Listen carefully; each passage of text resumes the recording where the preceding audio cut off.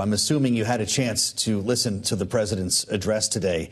And among some of the things that he talked about was Russia funding its war in part by European nations buying Russian oil, Russian LNG, either directly or indirectly. He's calling on them to stop doing so he can, in fact, impose secondary sanctions. Is the president accurate? And to your extent, is the UK right now buying any Russian energy products? Look, the United Kingdom was importing small amounts of Russian gas before the war began, but we want to get off imported fossil fuels. In fact, we're moving away from fossil fuels as a whole because what we saw in our country when Russia invaded Ukraine was energy bills go through the roof. And indeed, our clean power mission, which you talked about before the break, Joe, is all about an energy security move. It's all about tackling the climate crisis, yes, but it's about us having secure, homegrown energy, renewables, nuclear. So indeed, as you say, we aren't reliant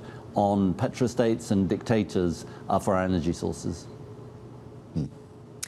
Mr. Secretary, the UK Health Secretary today said people shouldn't pay attention to what President Trump says about medicine and should instead trust science. Do you think that his views on fossil fuels, wind farms, renewables should also be dismissed?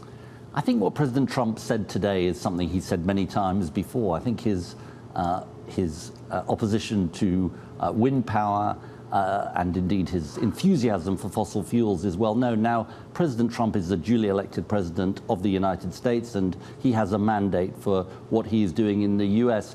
Likewise, we are the duly elected government of the United Kingdom, and we have a mandate for our mission, Kate. And as I said earlier to Joe, the reason why we're driving ahead with the renewables that we need and nuclear is to get off fossil fuels, because unlike America, we are a price taker, not a price maker when it comes to fossil fuels. So whether it is fossil fuels from the North Sea or imported fossil fuels, what happens is that when the energy markets have a shock and prices go up, it's our consumers who pay the bill. So for us, homegrown clean power is not only the right thing for climate, it's the right thing for energy security, and it's the right thing for jobs. We see this as the biggest jobs opportunity of the 21st century. Are you planning to allow energy drilling in the North Sea? What we said in the North Sea is that, yes, we will keep existing oil and gas fields open for their lifetime, but we're not going to issue new licenses to explore new fields in the North Sea. And the reason for that, Joe, goes back to what I said about being a price taker.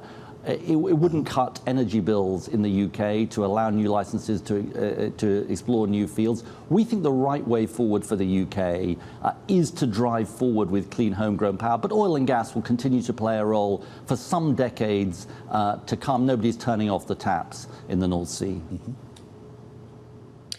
How concerned are you about the build-up to COP30, given the lack of climate pledges and the accommodation issues the summit is facing?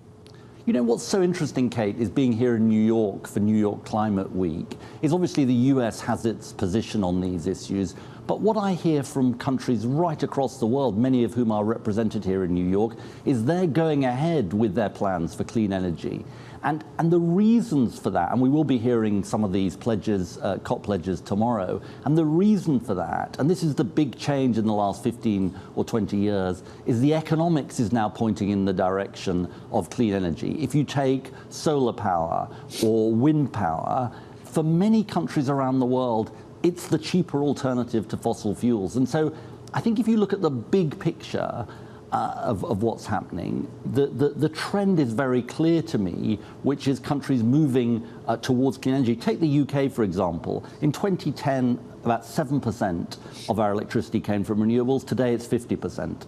And I think this represents a trend across the world. And actually, I think it's a great tribute to business and government that has worked together to bring down the costs of solar and wind, which has come down really dramatically, as well as batteries, in the last decade or so. Mr. Secretary, I've only got a minute left, even less than that, and I don't want to cut you off, but I just want to ask you, having heard the president's speech, having been in the room today, hearing his remarks on climate, do you worry that the world is giving up on climate goals? No, I don't, Joe.